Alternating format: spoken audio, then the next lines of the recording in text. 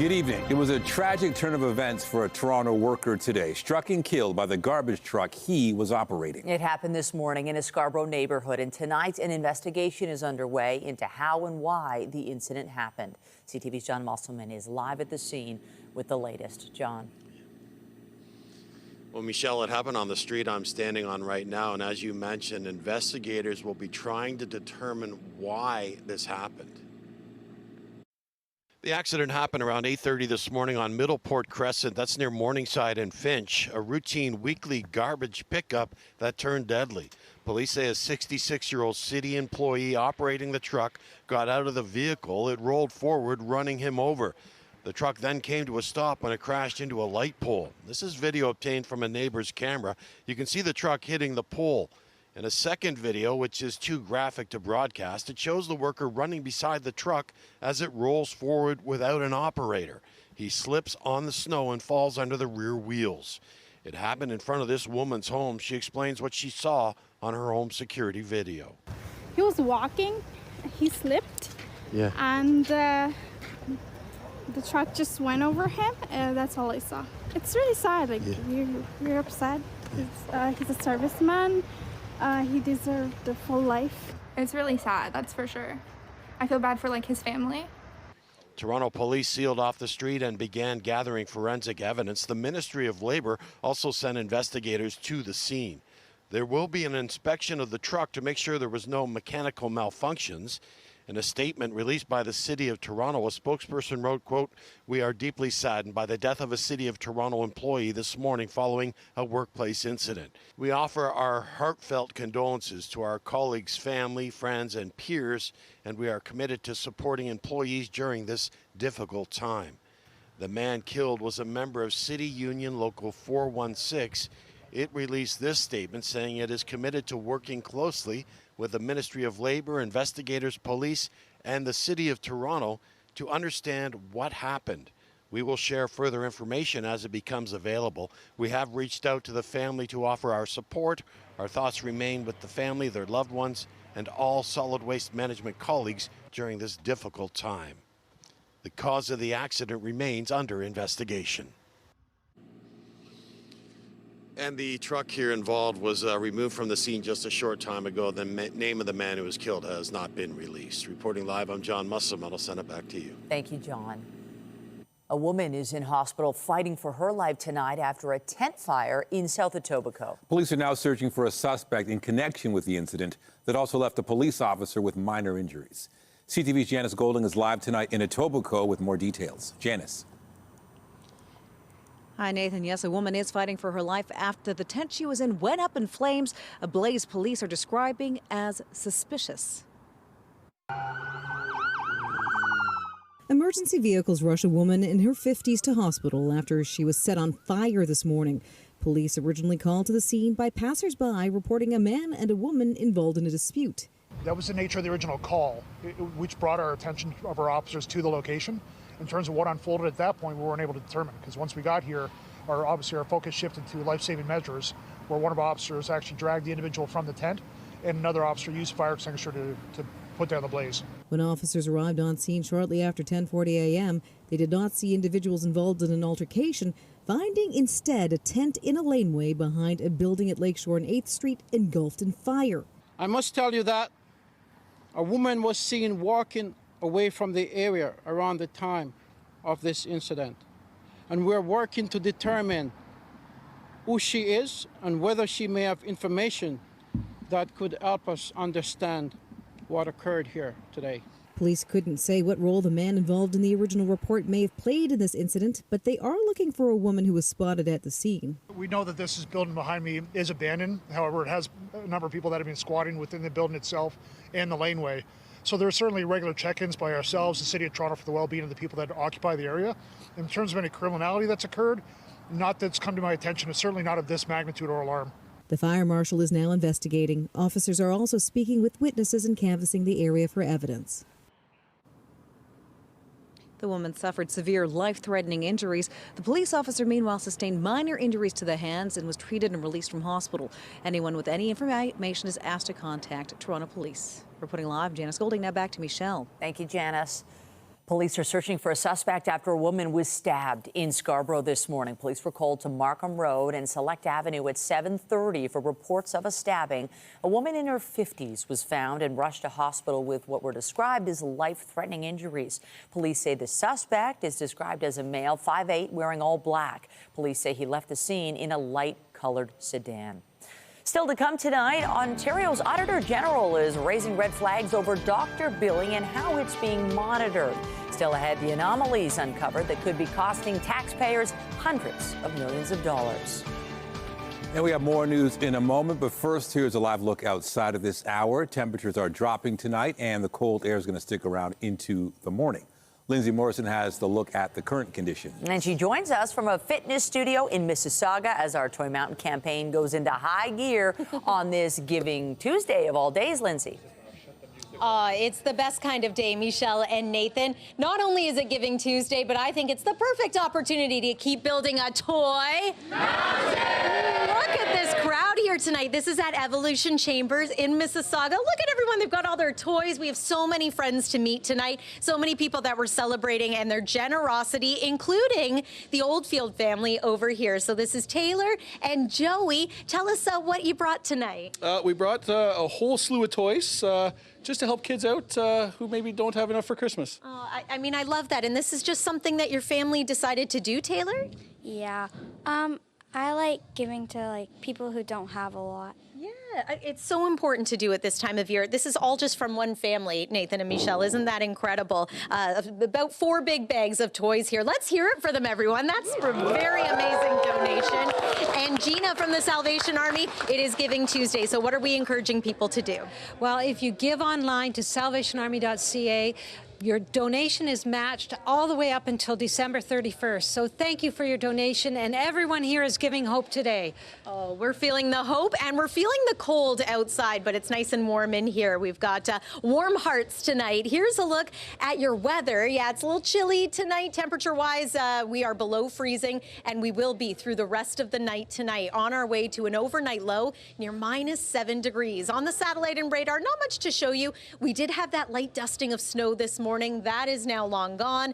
There's our current temperatures. The wind's not a big factor today, but they will be tomorrow. They are coming from the north, but they're fairly light. We're going to see the winds pick up in strength throughout the day tomorrow again. So there's your overnight at a glance. It's looking chilly. We're going to talk about just how cold it could get a little later this week. But for now, we are live in Mississauga at Evolution Chamber building a toy mountain. Oh, it's a great crowd here tonight. Nathan and Michelle, back to you. All right. Thank you so much, Lindsay. See you a little later. Like that one. That's good. Well, still no firm date, but Ontario's Transportation Minister provided an update today on the potential opening of the Eglinton Crosstown LRT. It comes as a local city councillor and a union leader call for an inquiry into the project, which has had significant delays. CTV's Mike Walker has the story. The long-delayed Eglinton Crosstown is moving closer to opening, with revenue service testing now complete, and for the first time, the Transportation Minister revealing the line could be in operation before the end of this year. There is a possibility. The Crosstown has had training on it for over a year with respect to the system. The minister says substantial completion is set to be marked over the next 2 weeks, but ultimately the TTC will determine the opening date. I'll believe it when I see it. I'm anticipating it, but the anticipation is, getting weary now at this point. Metrolinx has insisted it wants to ensure the 19-kilometer line that has been plagued with deficiencies is safe before allowing passengers to ride it. But there are renewed calls for accountability. If they're not open about what's gone wrong, how do we trust that they're going to get it right? City Councillor Josh Matlow and the union representing transit workers raising concerns and demanding answers from Metrolinx and the TTC after 2 LRTs collided at the Mount Dennis maintenance yard in October. We only have word of mouth amongst our peers as to what happened or what's going on, and we talk about confidence, we talked about clarity, we talk about transparency. We're not getting it. No workers were involved, and Metrolinx hasn't revealed many details, but the Transportation Minister today offered this. It was human error, but that is why we have the most rigorous processes in place.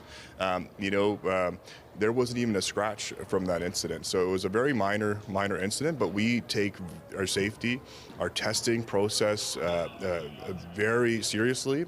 Matlow also renewing calls for a public inquiry into the project that is years overdue and at least $1 billion over budget. They refuse to answer. They say, give us some space. They make announcements that they're not going to give announcements. It is ludicrousy, and that's not how a public agency should run. The city needs to know where the money's been going and what's been taking place since then. The transportation minister stating that lessons learned are being applied to other transit projects. In response to the concerns raised by Matlow and the transit union, Metrolink says it will continue to work with the TTC to ensure safety remains at the forefront leading up to the completion of the crosstown. Mike Walker, CTV News. One person has been arrested after a foot chase following a hit and run this morning. Police were called to the Beaconsfield and Afton area just after 8:30.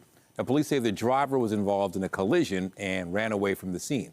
The driver was arrested a short time later after a foot chase with police. Police have not said whether anyone was injured in the initial collision.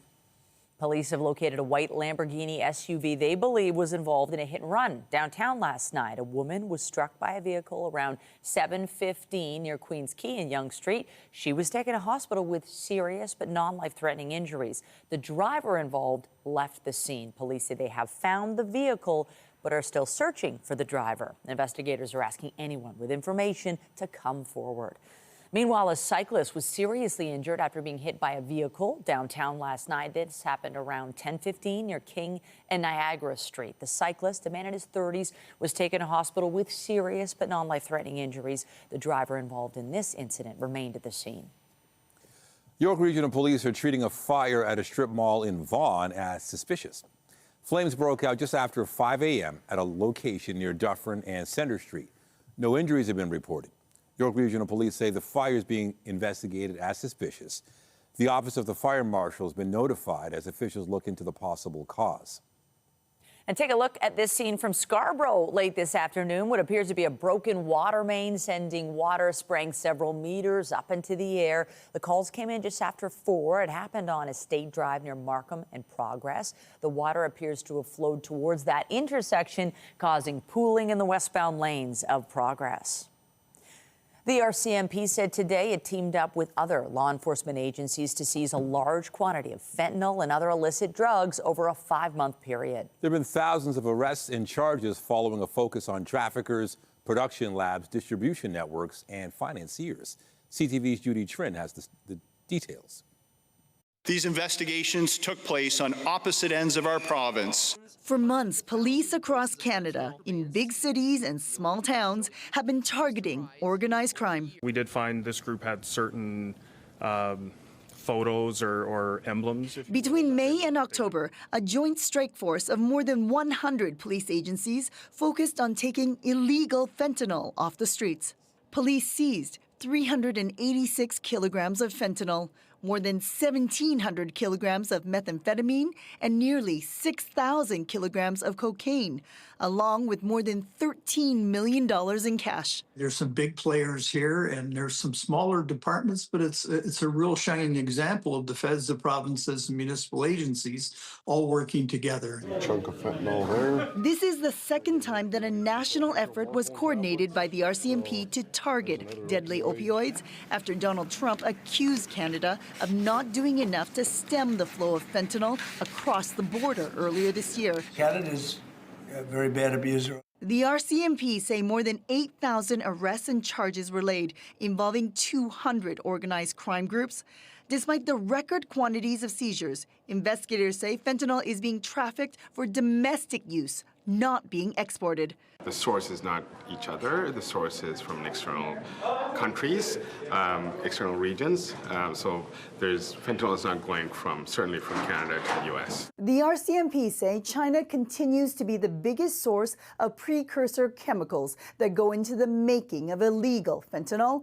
In the near future, the Mounties plan to target ports, rail yards, and airports, along with drugs that are sent through the mail. Judy Trin, CTV News, Ottawa. The Prime Minister addressed the Assembly of First Nations today, saying his government will introduce clean drinking water legislation in the spring, later than pledged. Mark Carney also promised to complete work on reforming child and family services. But before he spoke, chiefs passed a resolution demanding withdrawal of the pipeline deal between Ottawa and Alberta. CTV's Abigail Beeman has the details.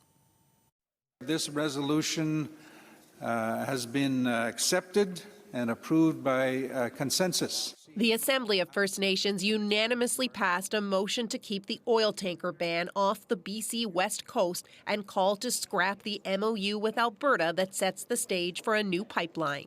We will use every measure possible to fight and oppose an oil pipeline. Merle Alexander is representing 2 BC coastal First Nations at the Assembly and says a proposed pipeline is a threat to many people's not just livelihood, but very essence. First Nations in Canada are feeling overwhelmed, that they're feeling as though the duty to consult is being undermined. Canada can create all the MOUs, project offices, advisory groups that they want, but chiefs are united. When it comes to approving large national projects on First Nations lands, there will not be getting around rights holders. It's bad enough First Nations don't trust the government, and this makes it even worse. BC's regional chief came to Ottawa with the message that First Nations need to be consulted about development on their territory. Not about us, without us, and that is a rounding message, I think, not only with the resolution, but with all our concerns in regards to Bill C-5. And it's a message not just coming from BC.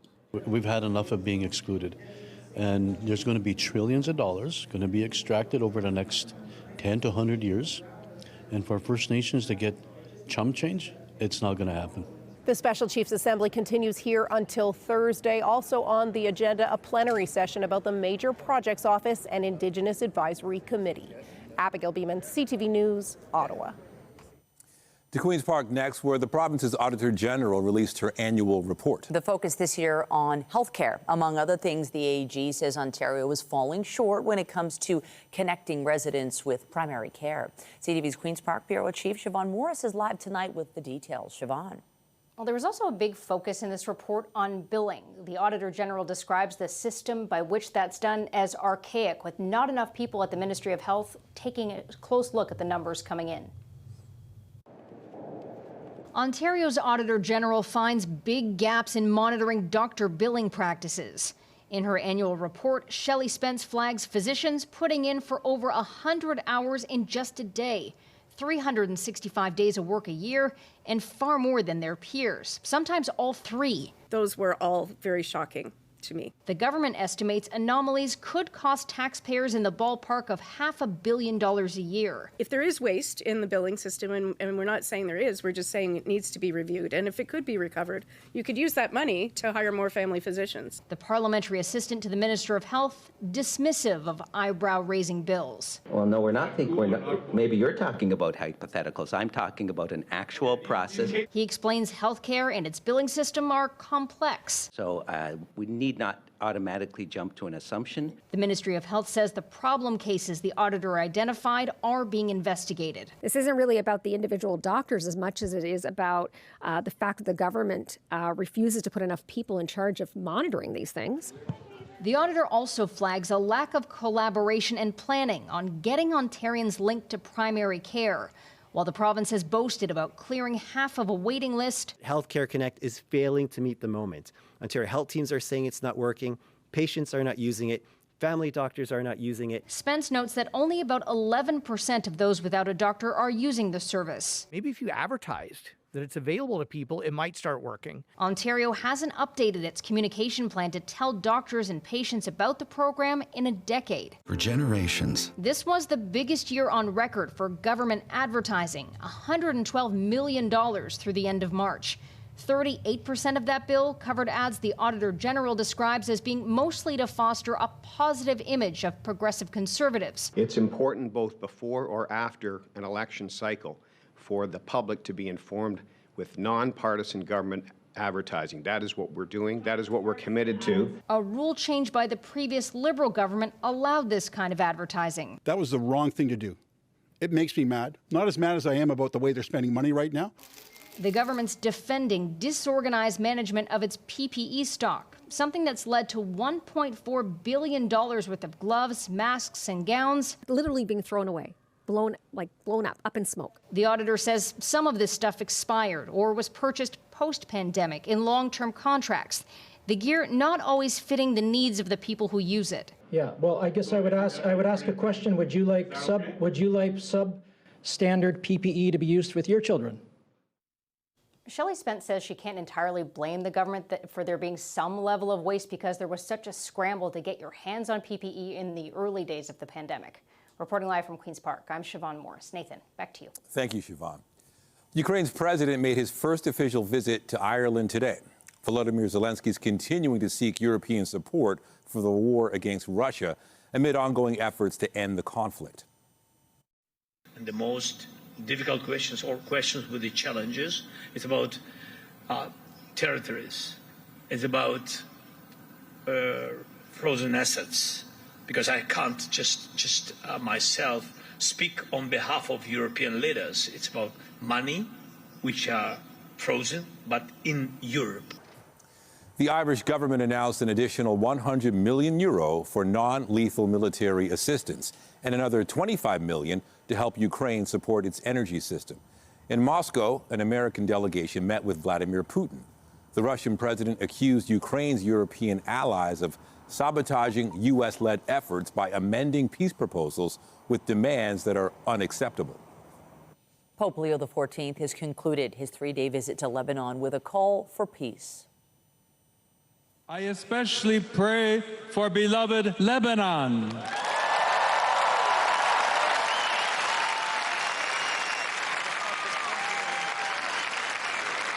I ask the international community once again to spare no effort in promoting processes of dialogue and reconciliation.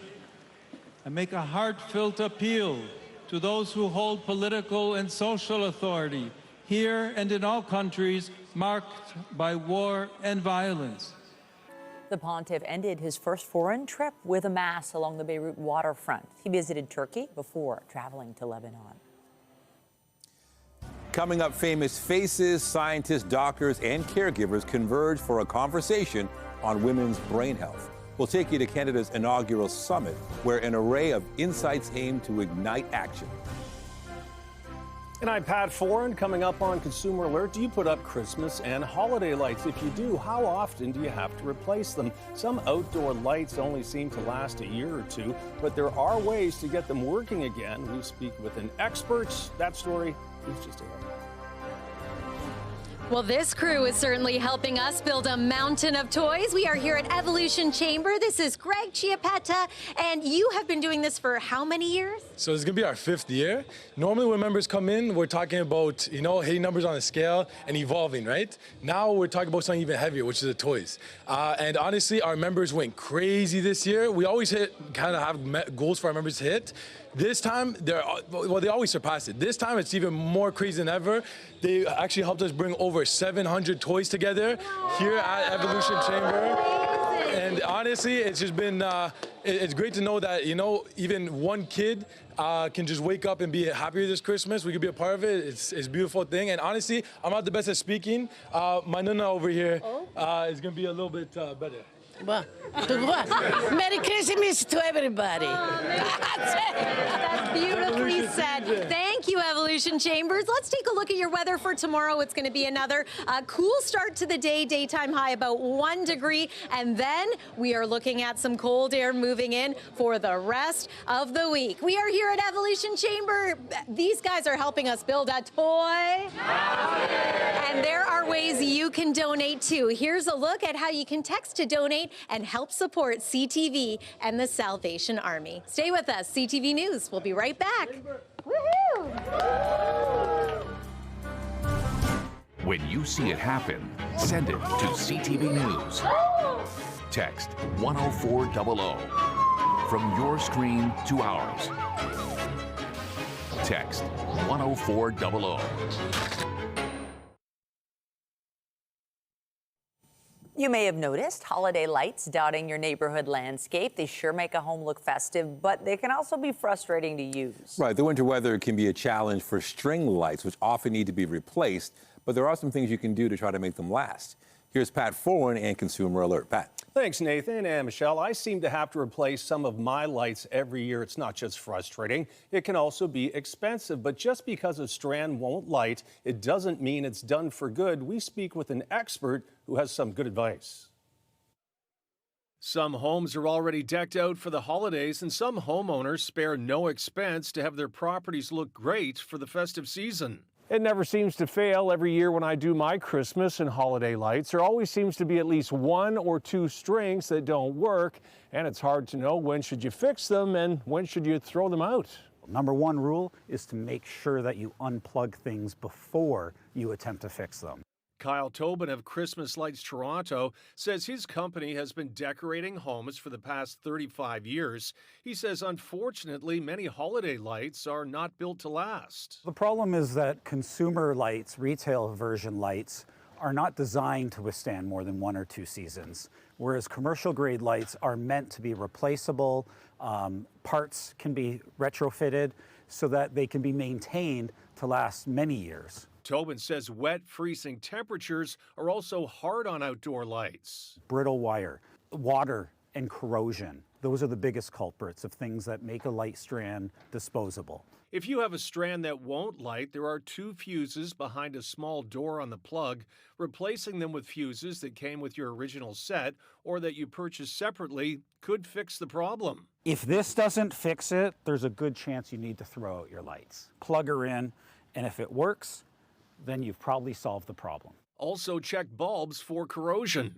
When this corrosion happens from moisture getting in and age, you develop something that's going to interrupt the flow of electricity. A recap for common fixes for burnt-out string lights: replace the fuses, swap burnt-out bulbs, check bulbs and the cord for damage, and if bulbs are rust-colored and the wire is brittle and frayed, recycle the lights and get a new set.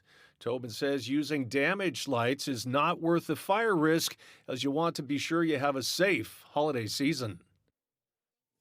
And when you buy new holiday lights, it's a good idea to save the receipt and the fuses and extra bulbs that come with it. You never know, if the strand goes out, you might be able to get it working again. It can't hurt to try. On your side, I'm Pat Foran. If you have a consumer story idea, email us at alert@ctv.ca.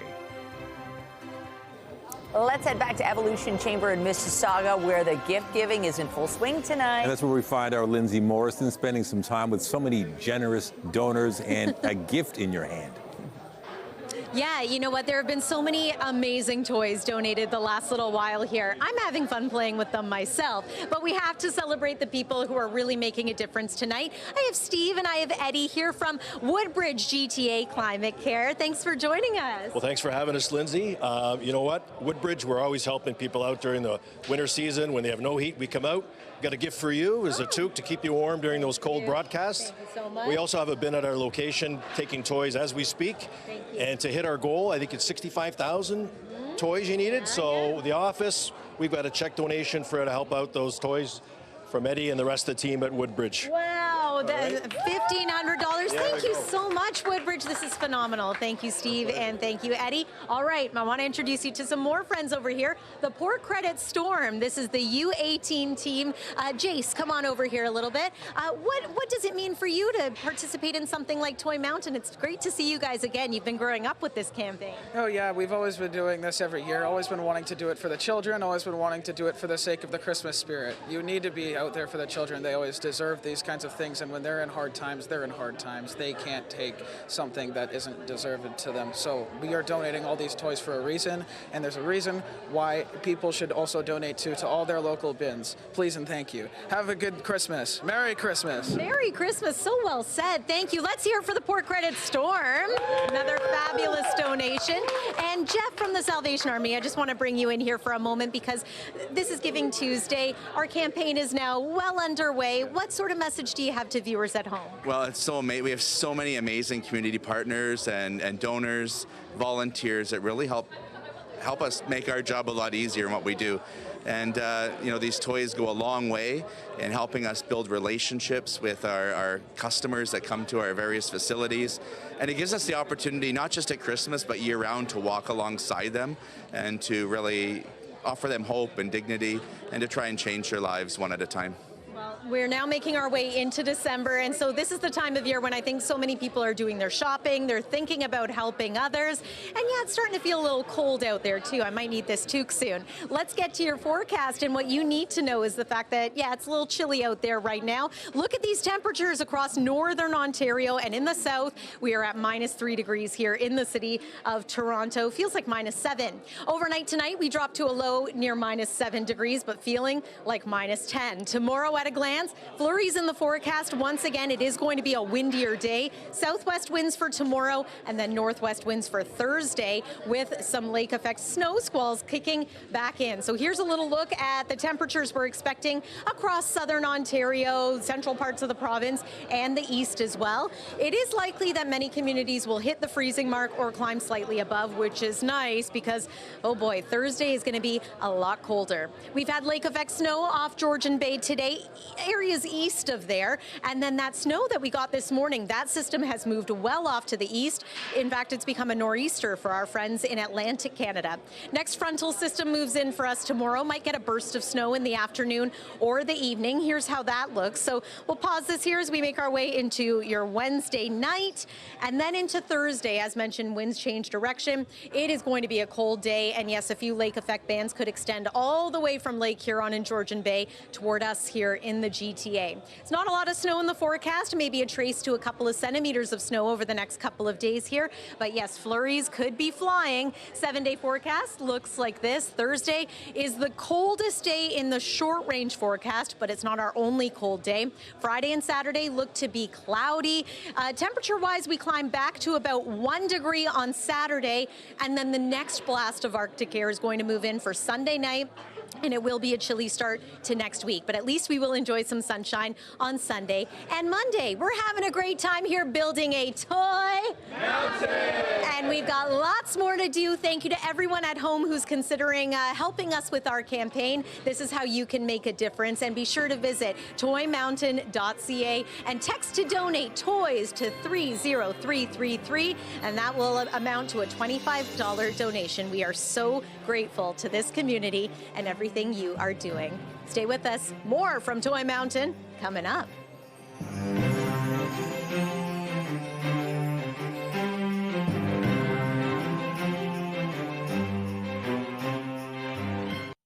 A number of Hollywood stars are in Toronto today, not to promote a movie, but instead they're at a conference to promote brain health. And one of the keynote speakers is the spouse of a man who used to be one of the biggest action stars and now requires constant care. CTV's health reporter Pauline Chan has more.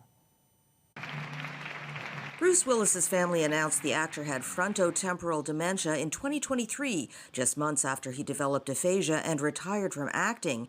And at the Women's Brain Health Summit, his wife Emma Hemming-Willis spoke of their experiences. I think he's doing really well with a very unkind disease. You know, he's surrounded by love and support, and he's doing well today. I was carrying a lot of grief and anger and resentment and all the things that caregivers experience but don't always talk about. But I realized for myself that it was important I didn't want that just to be the only note. So I made the choice that I wasn't going to allow Bruce's disease to take our whole family. And as Hemming-Willis has become an experienced caregiver, she has also become an advocate for supporting caregivers in general. For many caregivers, including myself, just how isolating it can be. So I think it's really important that we keep talking about caregiving, being able to, raise awareness, shine a light, a big spotlight on caregivers, so that they get the support that's needed for them. Organizer Lynn Poslin says this is the 7th annual Women's Brain Health Day. Almost 70% of Alzheimer's sufferers are women. but research has historically focused on men. So we wanted to make sure that we raised awareness and funds to level that research playing field, but also educate the public about what they can do to protect their cognitive vitality. Going forward, we're hopefully going to see this as part of physical exams as we age, that maybe you'll get your amyloid and tau levels checked to see if you are at risk for developing Alzheimer's. Lisa Genova says this is a key point in the battle against dementia as the first disease-modifying drugs become available. But diagnosis is the first step. Pauline Chan, CTV News. Well, it appears Canada loves K-pop, according to new data from YouTube. I try to hide, but something broke. I try to sing, couldn't hit the notes.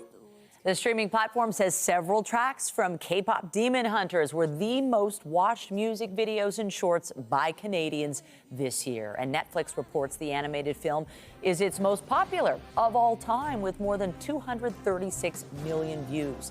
K-pop Demon Hunters is the debut movie from Korean-Canadian director Maggie Kang.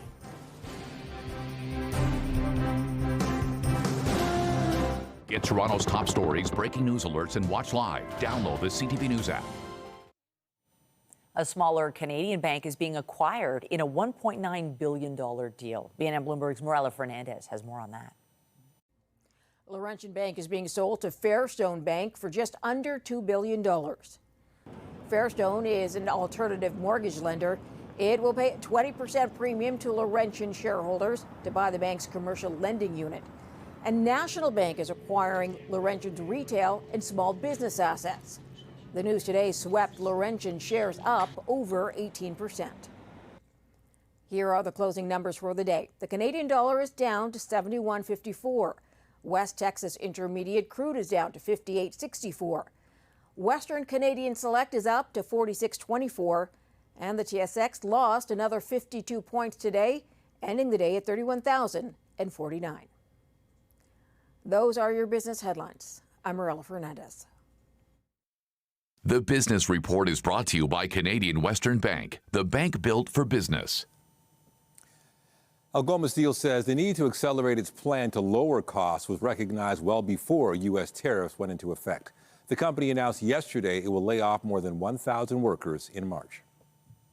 I would say that the entire company has known for a few months now what our strategy would be if these tariffs are not removed. We had to accelerate our pivot to electric arc steel making. That encompasses a shutdown, an accelerated shutdown of our blast furnace and coke ovens.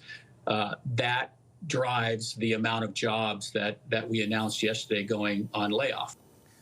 The company is Sault Ste. Marie's largest employer and says it's reshaping its product mix to better align with the demand of the Canadian market. The union says the announcement a month before Christmas is particularly devastating because there are not a lot of jobs out there. The Parliamentary Budget Office is projecting the federal government's effort to build more affordable homes will fall short of what is needed. The PBO sees a modest boost in housing supply from the Build Canada Homes agency launched by Ottawa in September. The Budget Office reports 26,000 units are projected to be added to the total supply across the country over the next 5 years, half of which would be affordable homes. But that accounts for only 3.7% of about 690,000 units the PBO estimates are needed to restore housing affordability over the next decade. Ottawa says the new housing agency is just getting started. Mayor Olivia Chow is proposing an increase to the city's luxury homes tax rate. The motion to the city's executive committee suggests raising the cost to buy luxury homes incrementally between 0.9 and 1.1%. The motion says the city's facing an affordability crisis, and the change would shift the cost of funding to those who can best afford it. The change would bring the rate to 4.4% for people buying a $3 to $4 million home. The number would increase depending on property value, rising to as much as 8.6% for those buying a home worth more than $20 million. The motion indicates the change would bring in $152 million in revenue for the city in 2026. To sports, the Toronto Maple Leafs are back in action tonight, looking for their second straight win. In for Easton Cowan, centering it, back to Cowan, scores! What a pass from Nylander!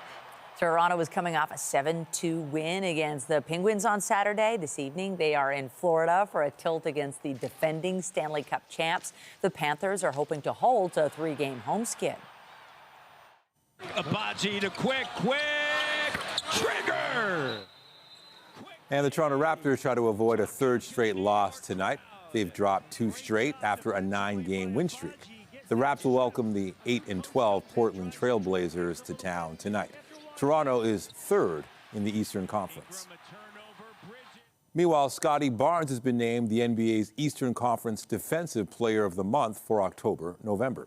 He's the first Toronto Raptor to earn the award since it was created ahead of the 2024-25 season. Barnes helped lead Toronto to a 14-7 start while anchoring a group that sits near the top of several defensive categories. And Canada's men's basketball team is off to a flying start in their quest to qualify for the 2027 FIBA World Cup. And the whole team was up for this one, as well as they defeated Bahamas 94-88 at the Mattamy Athletic Center. Canada has now started qualifying with 2 straight wins. To football, and the Toronto Argonauts have a new head coach. Mike Miller has served as the team's quarterback coach for the past 4 seasons, but he has now been promoted to the top job. The 55-year-old has extensive coaching experience in the CFL, NFL, XFL, and Europe. He succeeds Ryan Dinwiddie, who left to become head coach and GM of the Ottawa Red Blacks. And the Toronto Blue Jays have made it official. They have agreed to terms with right-hander Dylan Cease on the largest free agent contract in franchise history. The 7-year deal is worth $210 million. Cease finished 2nd in AL Cy Young Award voting in 2022 and 4th in 2024. Lindsay. Well, this donation will certainly help us build a mountain of toys. We are with the York Punjabi Association. I've got 2 lovely representatives here. Tell us a little bit about your donation tonight. Hello, everyone. As mentioned, we're the York Punjabi Association, and we're so excited for our 11th annual contribution to CTV's Toy Mountain. This year, we're bringing in a record-breaking donation of $5,200. Wow, $5,200, unbelievable. We would like to thank all of our friends, family, and community for contributing this year. One of our values as the York Punjabi Association is to give back to the community, so we're feeling beyond grateful that we were able to give back and donate to the Mountain of Toys. Oh, they are certainly building a toy mountain. Hold those toys up nice and high, and if you want to drop off a toy donation and maybe snap a picture for us, you can tag us at CTV Toy Mountain on social media, or you can email us. We would love to see it and perhaps show it off on our newscast. Stay with us. We'll be right back.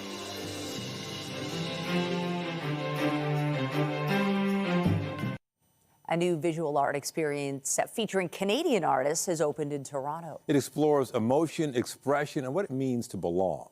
CTV's Jessica Smith has the details. From texture to abstract to famous faces reimagined, the new Material Memory exhibition at Twist Gallery on Queen Street West is designed to make you think. This exhibit is to bring up the emotions that people have through different memory and material.